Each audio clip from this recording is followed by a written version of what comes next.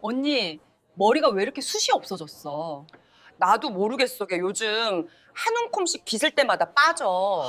20년째 염색도 하고 있잖아. 지겨워 죽겠어. 나이 먹어서 그런지 요즘은 정말 귀찮아. 약속이 있는 날 씻으려고 화장실에 들어가면 제일 먼저 하던 게 있었어요.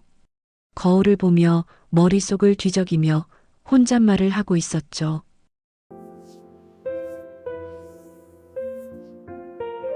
흰머리가 또 나왔네. 달력을 보며 또 염색을 해야 하나 하고 한숨이 나올 때도 참 많았습니다. 흰머리가 보이는 상태로 모임에 나가면 괜히 자신감도 떨어지고 마음도 위축되고 있었죠. 옷을 아무리 차려입어도 어딘가 초라해 보이는 느낌 여러분도 한 번쯤 경험하고 계시죠? 저도 60대 여러분과 같은 나이인지라 이 마음을 정말 똑같이 느끼고 있어요. 그러다 고민 끝에 병원에 가봐야 뭐가 있겠나 싶었지만 동생이 상담이라도 받아보라 해서 가벼운 마음으로 병원을 찾아갔죠. 대기실은 조용했고 시계 초침만 딱딱 소리를 내고 있었어요. 그 소리가 이상하게 더 크게 들리고 있었고 내가 괜히 왔나 그냥 갈까 이런 생각을 하고 있었죠. 그러고 있는데 제 이름이 불렸고 천천히 일어나 진료실 문을 열고 들어갔어요. 김세희 원장은 조용히 앉아 저를 바라보고 있었습니다. 이 분야에서는 젊은 편이지만 꽤 유명한 가정의학과 전문의이자 대학 교수였죠. 원장은 제 두피를 살피며 손끝으로 조심스레 만지고 있었어요. 손길이 닿을 때마다 제 마음도 괜히 긴장하고 있었죠. 잠시 말을 고르고 있다가 이렇게 말했어요. 흰머리 보이면 뽑으셨나 봐요? 그게 모근을 많이 약하게 만들고 있었어요. 그 말을 듣는 순간 가슴이 쿵 내려앉고 있었어요. 인정하기 싫었지만 40대부터 정말 그러고 있었으니까요. 그리고 원장은 더 낮은 목소리로 말을 이어가고 있었어요. 염색약도 문제예요. 두피가 나이가 들며 약해지고 있는데 그 성분이 몸에 꽤 해롭거든요. 그저 흰머리를 감추려고 했던 염색이 제 몸속 깊은 곳까지 해로움을 주고 있었다니 순간 말문이 막혔습니다. 원장은 천천히 숨을 고르며 또 말했어요.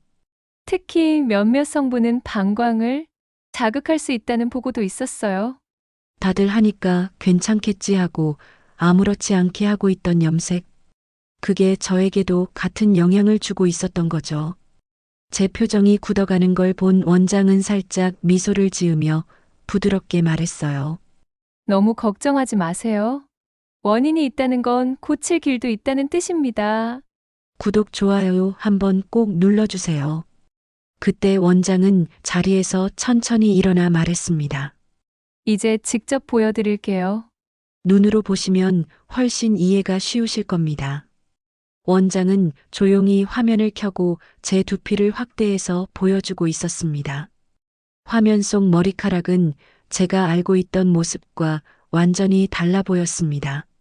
건강한 머리카락은 매끈하고 윤기가 나 있었는데 제 머리와 닮은 머리카락은 여기저기 갈라져 있었고 마치 오래된 붓구처럼 너덜너덜해져 있었죠. 그 장면을 보는 순간 마음이 서늘하게 식고 있었습니다. 원장은 낮은 한숨을 내쉬며 말했습니다. 이게 반복적인 염색의 흔적입니다. 그 짧은 말이 가슴에 콕 박히고 있었습니다. 그동안 염색할 때마다 느꼈던 따끔거림과 쓰라림. 그 모든 게 그냥 그렇겠지 하며 넘겼던 신호였다는 걸 그제야 깨닫고 있었습니다. 화면이 바뀌며 두피 단면 그림이 나타나자 원장은 설명을 이어갔습니다. 여기 보시면 두피가 약해지면 성분이 훨씬 쉽게 스며듭니다. 그러니까 더 큰 자극을 받는 거죠? 저는 그 말을 듣고 본능적으로 머리 위에 손을 올리고 있었습니다. 며칠 전부터 괜히 민감해지고 아릿하게 느껴졌던 통증들. 그 이유가 여기 있었던 거였습니다. 원장은 계속 말했습니다. 모근이 많이 지쳐 있었습니다. 오랫동안 자극을 받아서 제대로 쉬지 못하고 있었던 거죠? 그 말을 듣는 순간 마음 한쪽에 죄책감이 밀려오고 있었습니다. 나이가 들어서 그런 줄 알았는데 내가 해온 습관 때문이었구나. 모르고 했던 행동들이 제 머리카락을 조금씩 쓰러뜨리고 있었던 겁니다. 하지만 신기하게도 그와 동시에 아주 작은 기대감이 피어나고 있었습니다. 지친 거라면 쉬게 해주면 다시 살아날 수도 있지 않을까? 그때 원장은 손짓하며 말했습니다. 그럼 이제 어떻게 회복시킬 수 있는지 알려드릴게요. 그리고 책상 위에 4가지 재료를 꺼내 놓았습니다. 서리태, 커피가루, 계란 노른자, 그리고 꿀. 너무 평범해서 이게 정말 도움이 되려나? 싶었지만 원장은 매우 진지하게 설명을 이어가고 있었습니다. 서리태에는 염증을 가라앉히는 안토시아닌이 풍부했고, 커피는 모근을 깨우는 역할을 하고 있었고, 계란 노른자는 영양을 채워주고 있었으며, 꿀은 두피를 보호하고 촉촉하게 유지해주는 역할을 하고 있었습니다.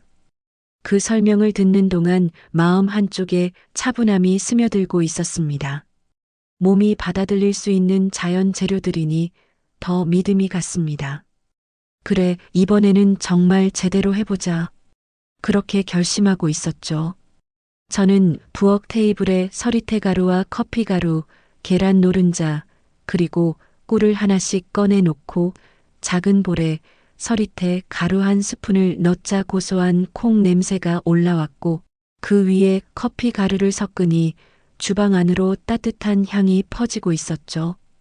계란 노른자를 조심히 풀어넣자 크림처럼 촉촉한 질감이 만들어졌고 마지막으로 꿀을 천천히 떨어뜨리니 윤기가 돌며 부드러운 팩이 완성됐어요. 손가락 끝으로 떠보니 흐르지 않을 정도의 농도로 팩을 만들었어요.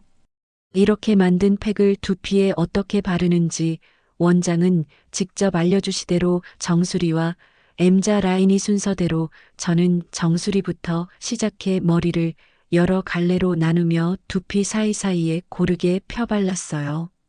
팩이 닿는 순간 은근한 온기가 스며들며 지친 두피가 숨을 쉬는 듯한 느낌이 들었죠. 20분에서 25분만 두세요. 비닐캡을 쓰면 흡수가 더 부드러워요. 원장의 말을 떠올리며 저는 얇은 샤워캡을 가볍게 눌러 쓰고 소파에 앉아 TV를 보고 있는데 은은한 커피 향이 올라오며 작은 홈케어를 하는 기분이 들고 있었죠. 헹굴 때는 미지근한 물로 팩을 충분히 풀어낸 뒤 순한 샴푸로 가볍게 마무리했어요. 그리고 실제로 변화를 느끼기까지는 얼마 걸리지 않았습니다. 고소한 콩 냄새와 은은한 커피 향이 퍼지던 주방에서 팩을 처음 만들던 날의 설렘, 두피에 올렸을 때 느껴졌던 은근한 온기, 며칠 뒤 빗질을 해보며 처음 느꼈던 놀라움. 빠지는 머리카락이 눈에 띄게 줄어 있었습니다. 3주쯤 지나자 정수리 근처에서 새솜털 같은 머리들이 하나둘 올라오고 있었습니다. 손끝에 닿는 그 느낌이 얼마나 반갑던지 매일 아침 거울 앞에 서는 시간이 기다려지고 있었죠. 딸아이도 어느 날 말했습니다. 엄마, 머리가 풍성해졌어? 진짜 달라졌어. 그 말에 가슴이 따뜻해지고 있었습니다. 그리고 한 달 뒤 다시 병원에 가자 원장은 제 머리를 보며 조용히 말했습니다. 많이 좋아지고 있습니다. 그 말을 듣는 순간 오래 눌려 있었던 마음이 풀리며 눈시울이 붉어지고 있었습니다. 아, 나도 달라질 수 있구나. 그렇게 생각하며 병원을 나서는데 햇살과 바람이 더 부드럽게 느껴지고 있었습니다. 머릿결 하나가 바뀌었을 뿐인데 생활도 마음도 조금씩 달라지고 있었습니다. 물을 더 챙겨 마시고 있었고 잠드는 습관도 고치고 있었고 말투도 조금 더 부드러워지고 있었습니다. 내가 나를 더 잘 돌보고 있었던 거죠. 동생도 머리숱도 풍성해지고 머릿결도 좋아졌네. 진짜 신기해. 나도 해야겠어. 저는 그 말이 참 힘이 되고 있었습니다. 내가 겪은 이 변화가 누군가에게도 도움이 될 수 있지 않을까? 그런 생각이 마음에 조용히 자리 잡고 있었습니다. 그리고 문득 이런 마음이 들고 있었습니다. 앞으로는 또 어떤 변화가 찾아올까? 그 질문이 저를 다시 앞으로 걸어가게 하고 있었습니다. 나이는 숫자일 뿐이었습니다.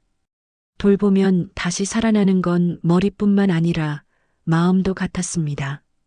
오늘 제 이야기를 들어주신 여러분, 당신의 내일도 오늘보다 더 건강하고 더 밝아지길 진심으로 바랍니다. 영상이 도움이 되었다면 구독과 좋아요 부탁드리고 다음 건강 이야기에서도 다시 만나겠습니다.